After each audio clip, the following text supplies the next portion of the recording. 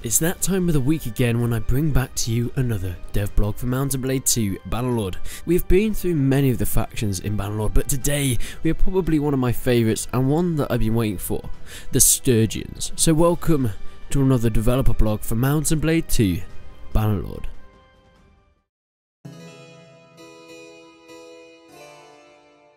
The Sturgian forests are forbidden and cold, but a great wealth lies within.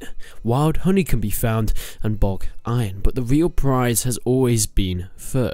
For centuries, brave traders ventured there to peddle pelts of fox, rabbit and ermine from the tribes of the forest. Sturgia is known for living up in the north regions, and they are the great powerhouse there.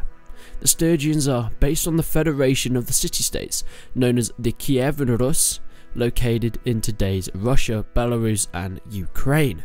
They are known for their great contrast of clothing and armour to many of the regions, and definitely equipment there as well, having unique gliding, peak helmets, furs and gold brocades, runes and gripping beasts and folk embroidery and Arab skew. Now these are all very Russian type areas, and they have all these type of equipment that we haven't really seen too much in Mount & Blade Bannerlord. By the screenshots you can see how awesome they look. They're having their lances on the back and the furs charging into battle as it's pretty cold up there.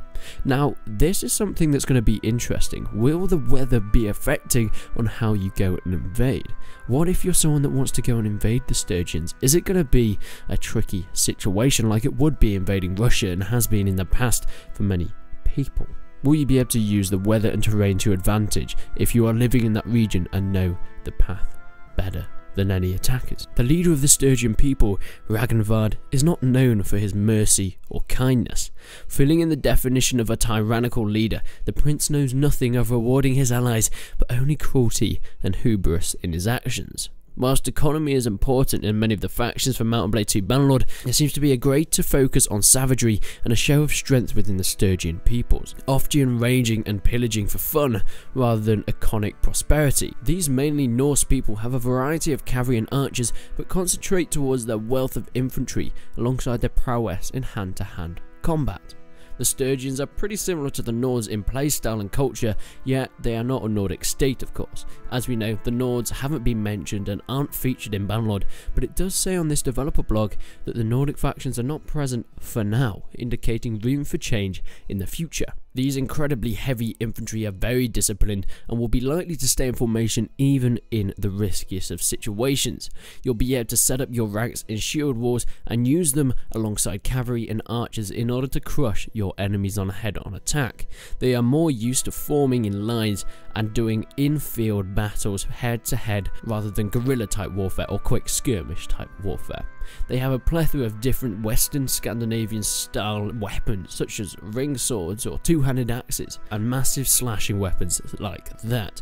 They'll be very useful for going in the head-to-head battles against your enemies and maybe even using the snowy landscape to the best of their abilities and being able to use the cold land of deadly opportunity. Now that's pretty much all we've got for today's dev blog. Yes, it was a short one, but they are pretty short. That's why it's just more quick fire updates from Mount & Blade 2 Bannerlord. Now, if this video gets 500 likes, I am going to be bringing out a video talking about Bannerlord in early access, since that's been a massive discussion very lately. So if this video gets 500 likes, I'll be bringing that video out in the next couple of days. So if you want to watch that, make sure you follow the channel. But other than that, guys, I hope you enjoyed the video. Until then, I will see you in the next one.